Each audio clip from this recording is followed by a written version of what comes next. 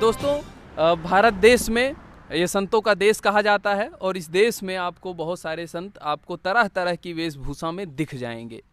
आज हम आपको एक ऐसे संत से मिलाने जा रहे हैं जिनसे आप मिलेंगे ज़रूर, लेकिन उनसे आप बात नहीं कर पाएंगे, या आप यूं कह सकते हैं कि उनकी बातों को आप हमारे मुख से सुनेंगे। यानी एक ऐसे संत जो कि अपनी सिद्धता को सिद्ध करने के लिए मौन व्रत धारण किए हुए हैं। बाबा जी का सादर चरण स्पर्श हम करते हैं। बाबा जी ने आशीर्वाद दे दिया और हमारे सभी दर्शकों को भी आशीर्वाद बाबा जी चाहिए, सबको आशीर्वाद मिला।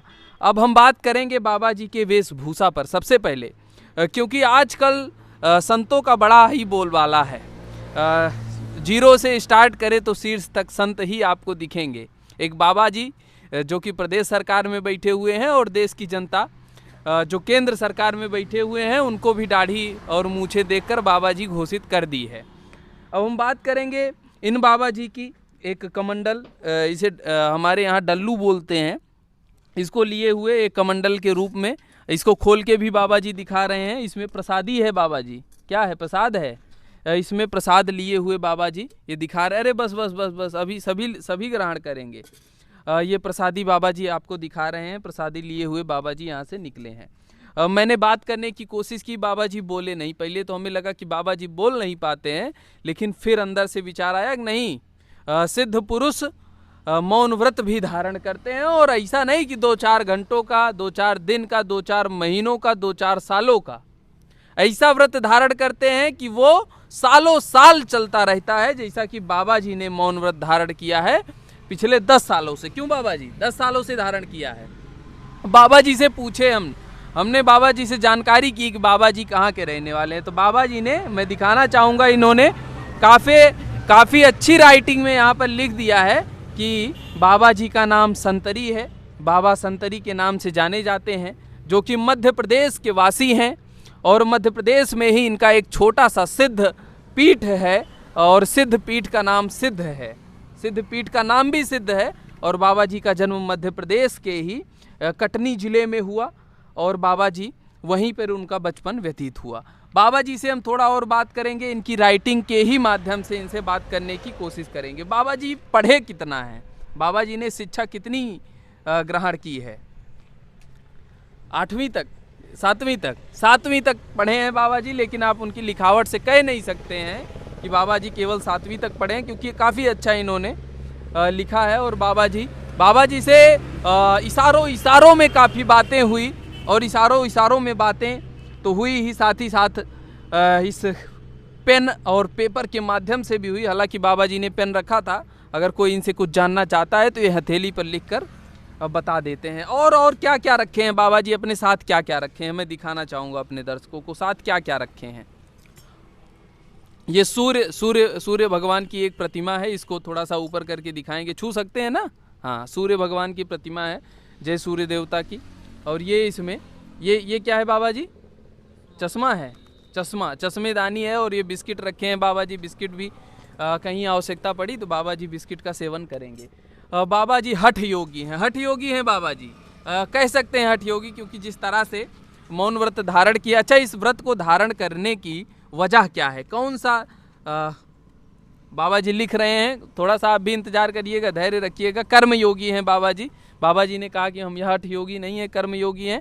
अच्छा, ये जो 10 सालों से आपने बोला नहीं है, इसके पीछे क्या वजह है? क्या ऐसा कौन सा उद्देश्य लेके आप निकले हैं जो आप बोल नहीं रहे हैं? मैं पैर दिखाना चाहूँगा। बाबा जी के पैरों में मिट्टी सनी हुई है, क्योंकि बाबा जी किसी भी साधन का उपयोग नहीं करते हैं। ये उसी रास्ते से जाते हैं जिस रास्ते से राम जी शायद कभी वनवास गए हुए थे। प्रयागराज की धरती पर पहुंच जाओ और बाबा जी का दर्शन न हो और सिद्ध पुरुषों का दर्शन न हो, ऐसा हो ही नहीं सकता।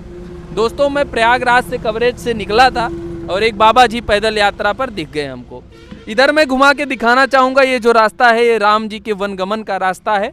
इधर से ही प्रयागराज से होते हुए प्रभु चित्रकूट को गए थे और वहाँ पर उन्होंने अपनी एक कुटिया वहाँ पर बनाई थी। और भी हम बाबा जी से जानना चाहेंगे। इन्होंने लिखा, इस तपस्या से परोपकार का अवसर मिलता है। इस तपस्या से परोपकार, भैया संतों का जो शरीर होता है वही परोपकार के लिए वो अवतरित ही इसीलिए होते हैं। वृक्ष कबहु नहीं फल भकै, नदी न संचय नीर, परमारथ के कारणे साधुन धरा शरीर। दोस्तों, दूसरों के भले के लिए साधुओं ने शरीर धारण किया हुआ है बाबा जी। और भी कुछ हाथ में पत्रिका लिए हुए हैं बाबा, बाबा पत्रिका लिए हुए हैं। तप से मिलती है सिद्धियां, ये प्रवचन की पत्रिका है। इसमें कुछ मुद्रा उद्रा भी रखते हैं बाबा जी। अच्छा, ये मुद्रा कहाँ से, मतलब जो दान से मिल जाता है? क्या करते क्या है इसका, मतलब उपयोग कहाँ पे करते हैं? भोजन तो भक्त लोग करा देते होंगे, हैं? तो इस मुद्रा का कहाँ उपयोग है? थोड़ा सा बताइएगा, दर्शकों को जानना चाहते हैं ना, क्योंकि आजकल दर्शकों की नज़र उसी पे रहती है कि पैसा आ रहा है, जा कहाँ रहा है। बाबा जी लिख रहे हैं, थोड़ा सा आप भी इंतजार करिएगा। ये भी धर्म के स्थान पर इसका भी व्यय किया जाता है। मोटा मोटी उन्होंने बता दिया कि जो भंडारे होते हैं हमारे यहाँ, जो अन्य धार्मिक अनुष्ठान होते हैं, उसमें उसका उपयोग किया जाता है। बाबा जी के शरीर पे दो कंठी भी पड़ी हुई है, एक मोटी सी जनेऊ भी पड़ा हुआ है। और बाबा जी ने ये गंगा जल रखे हैं क्या बाबा? गंगा जल बाबा ने रखा हुआ है। ये दाढ़ी तो बाबा बहुत डिज़ाइन में आप बांधे हैं, मतलब एक इधर से एक इधर से। कितने वर्षों से मतलब आपका ये चल रहा है योग? कब, कितने वर्ष से आपने शुरू कर दिया? कम से कम अच्छा 10, 3, 13 साल से आप शुरू कर दिए। परिवार को छोड़ दिया एकदम से, जहाँ पे जन्म हुआ? परिवार अभी भी है, परिवार में आते जाते भी हैं, बाल बच्चे, मतलब शादी भी हुई है आपकी? भैया बाबा की शादी भी हुई है। गृहस्थ आश्रम में रहते हुए बाबा जी देश दुनिया की भलाई के लिए यात्रा कर रहे हैं। ये क्या बांसुरी रखे हैं क्या? ये बांसुरी है, बजाते हैं बाबा जी? बांसुरी बजाएंगे और ऐसी धुन बजाएंगे कि हृदय एकदम गदगद हो जाए।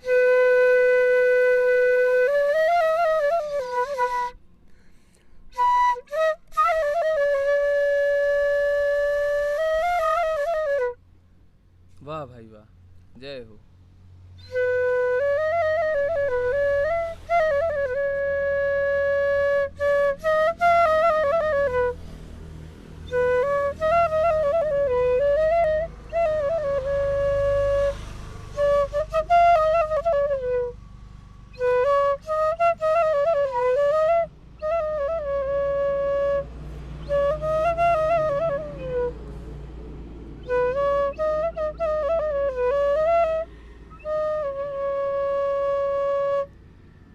स्नान हो गया यहाँ का, संगम स्नान करके गंगा जल आपने ले लिया। अब चित्रकूट जा रहे हैं और बाबा जी पैदल ही जा रहे थे, कोई ट्रेन व्रेन नहीं पकड़ना है क्या? यही है आपका ट्रेन, ये वायुयान की तरह है, इसी से होते हुए आप निकल जाएंगे और उसी रास्ते से जाएंगे जिधर से प्रभु श्री राम जी ने वन गमन किया हुआ था। छाले वाले पड़ जाते होंगे तब? छाले वाले तो पड़ ही जाएंगे जब आप पैदल चलेंगे, छाले तो पड़ ही जाएंगे। फिर क्या, मलहम कहाँ से कैसे लगाते हैं? रख के लेके चलते हैं या नहीं? एक दिन में कितना चलते होंगे? 10 किलोमीटर, 15 किलोमीटर। और उसके बाद किसी भक्त के यहाँ, अच्छा, खुले आसमान के नीचे या पेड़ पौधे जो प्रकृति ने जो दिया है उनके नीचे जाके अपना आराम करते हैं, विश्राम करते हैं। बाबा जी अच्छा टेंट लगाते हैं? नहीं, ऐसे ही, यही आपका घर है एक प्रकार से। बाबा जी ऐसे चलते हैं। बाबा जी ठंड वंड नहीं लगती क्या? मतलब एक छोटा सा कंबल लिए और ये गमछा लिए और ये एक आपका झंडा है, झंडा एक बार खोल के दिखाइएगा। माँ विंध्यवासिनी का झंडा है, मैहर देवी का झंडा है और ये इसको लिए हुए यही कंबल का काम कर रहा है, ईश्वर नाम ही कंबल का काम कर रहा है और इसी को लिए हुए बाबा जी निकल पड़े हैं। बाबा जी इसके साथ कुछ नहीं रखते अपने पास में। अच्छा, भोजन कई टाइम करते हैं बाबा? जब मिल गया तब। एक टाइम, एक समय बाबा भोजन करते हैं। अच्छा, कहीं कहीं ऐसे स्थान पे पहुंचते होंगे जहाँ पे व्यवस्था नहीं रहती होगी, तब सब ईश्वर सब करता है, हैं?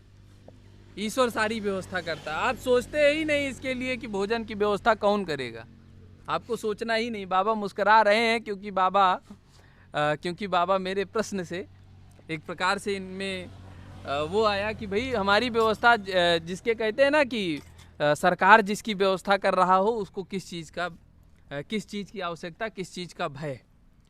ये है भैया बाबा जी। बाबा जी को एक बार फिर से हम दिखाना चाहेंगे, ऊपर से नीचे तक बाबा जी को दिखाना चाहेंगे किस तरह से सिद्ध पुरुष ऐसे ही होते हैं।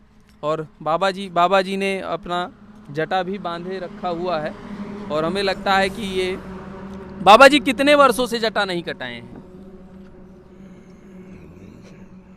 अच्छा, 13 वर्ष से। बाबा जी ने जब से सन्यासी का जीवन धारण किया है तब से इन्होंने अपनी जटा नहीं कटाई है। दोस्तों मैं हूं Shubham Tiwari B news channel से। आप सभी का बहुत बहुत धन्यवाद वीडियो में लास्ट तक बने रहने के लिए। अगर आपको अच्छा लगा हो वीडियो तो लाइक, कमेंट और सब्सक्राइब जरूर करिएगा।